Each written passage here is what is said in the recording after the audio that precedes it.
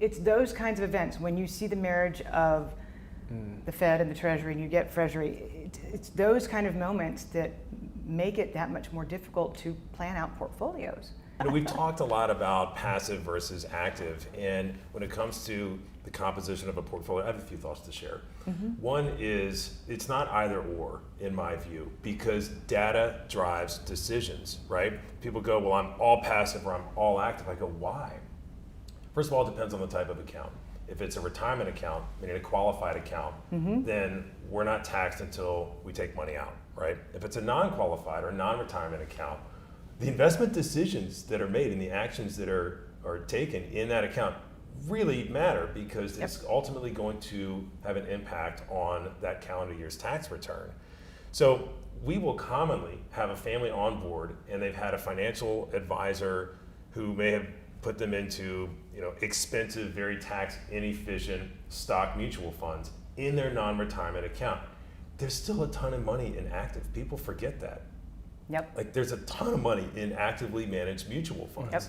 We all know the names of these companies, right? But they'll come on board, and I have a software that will convert the average cost basis, which is how it's reported on the statement, to a tax lot specific cost basis. Let's go back over to the tax return. Is there any charitable intent? Is there any history of philanthropic donations for a family? Well, if we have a tax lot that was sold to them in 1999, right?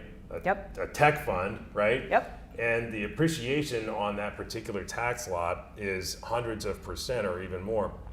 We can use those positions to donate to charity through one or more vehicles, right? Let's get a tax deduction if they have that intent. And maybe, just maybe, because the capital gains and the dividends that are reinvested in these mutual funds, they might have tax lots that are at a loss. So we can go in and look at what tax lots are down short term, offset those with sales of short-term tax lots that are up. So it's a net neutral from a tax standpoint. Same thing with long-term loss or long-term gain tax lots, right?